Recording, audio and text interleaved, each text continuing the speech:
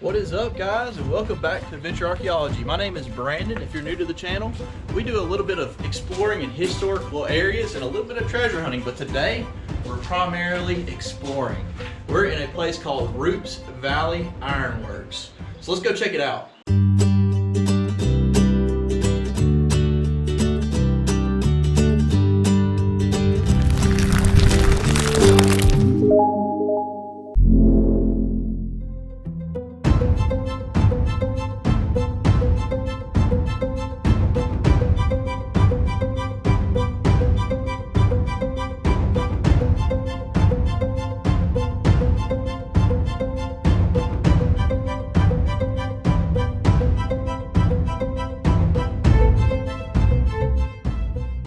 All right, guys, we are standing in front of a couple of massive iron furnaces, and these iron furnaces were built in around 1863.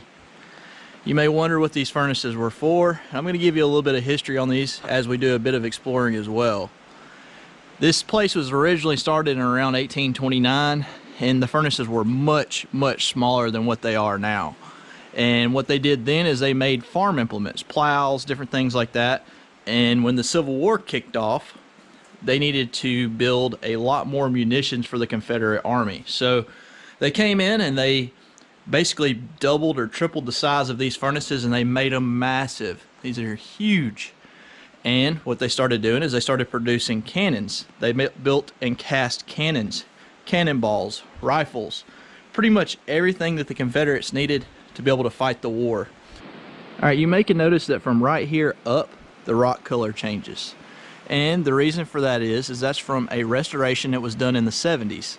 That lighter rock that you see at the top actually came from a local area called the West Blockton area, and they had a set of coke ovens there that was from the turn of the century, and the rocks kind of matched, so they used those rocks to repair it. Now the reason they had to repair this was because General Wilson in 1865 came through and burned these basically to the ground, and you can see it was over half of it was gone at one point. By him doing that, that really crippled the Confederate Army. It made it to where it was impossible just about for them to be able to cast the rifles and cannons and all that kind of stuff. Even though it was towards the end of the war, it was kind of a nail in the coffin for the Alabama area. Now all of the guns and everything that was made here was actually manufactured and sent to Selma, Alabama, where they were stockpiled for the majority of the war. Now for these ovens to be operable, water was crucial.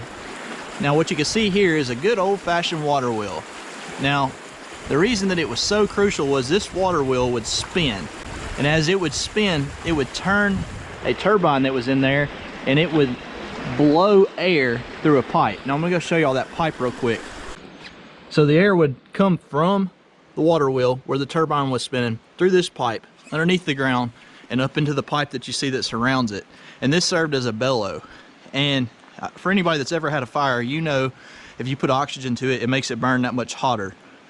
So these would actually get to around 2,000 degrees. Now, I don't know about y'all, but here in Alabama, it gets to around 102, 103 during the summer consistently.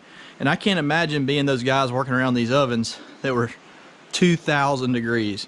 You know they were sweating like crazy. This one's still open. Let's go take a look on the inside of it and see how far up it goes. Oh, there's a lot of mosquitoes. There we go, you can kind of look all the way up. Very neat. So at one point, this was 2,000 degrees. It's pretty crazy. There's your blower pipe like we were talking about. Well guys, I hope y'all enjoyed this little bit of an adventure. I know it's a bit different. I'd actually shot a video here many years ago. I say many, really about 2.5 years ago when I first started the channel.